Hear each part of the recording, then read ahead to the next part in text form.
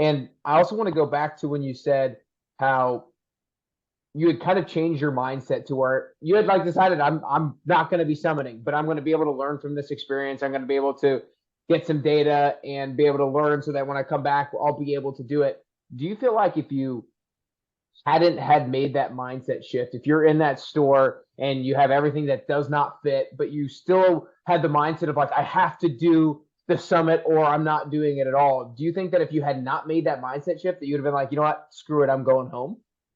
Yeah, I think giving yourself space for a different outcome allows your entire experience to be different. Because if Mm. every single time something went wrong, and I was like, oh my gosh, I'm not going to summit now, I'm not going to summit now, I'm not going to summit now. That is like, it's just, it's setting that goal so far away because so many things are sending me backwards instead of forwards.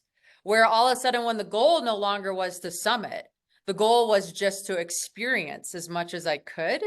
Then it was like, oh, this is just part of the experience. Oh, this is just part of the experience. It gave me permission to be okay instead of tallying a bunch of like negative things that were working against me.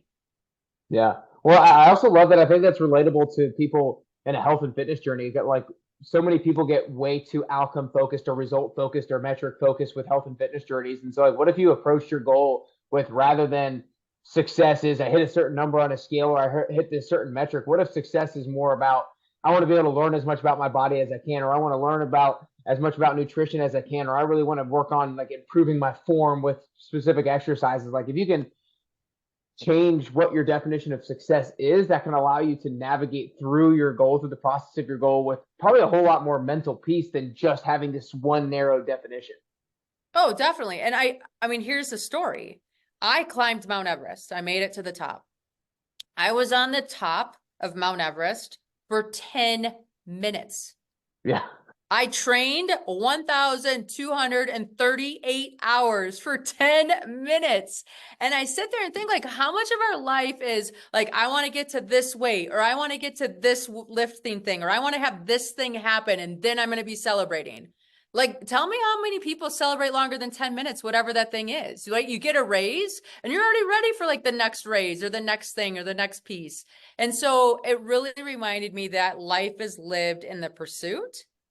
The destination gives us the boundaries to make decisions around. Is this going to bring me closer to my goal or farther away from my goal? And if it Mm-hmm. brings you closer, then you keep saying yes, but nobody's perfect. And so understanding like, hey, this is part of my journey. This is going to be my story. This is my plot twist. And to continue on, that's where the win is. Yeah. Well, and to piggyback off of that, I forget exactly what mountain it was. It might have been Mount Kenya, where you get to the top of it and it's not this like amazing just view of everything that you could see as far as you can see it. It's like you can maybe see 3 feet in front of you and that's it. It was. It was. I'm like, everybody had told me all about like being on top of Mount Kenya and blah, blah, blah, blah, blah. I get up there and I'm in a total fog storm. Like, I could be carrying this flag in front of like anything right now and it wouldn't matter because it doesn't show like the crazy dramatic view that I should have that's hidden in this storm. But yeah, just really giving yourself the ability to have the experience. And Mm. how do you make the most of that experience and use that to be part of your success meter? Right. Right. No, I love it. I love it.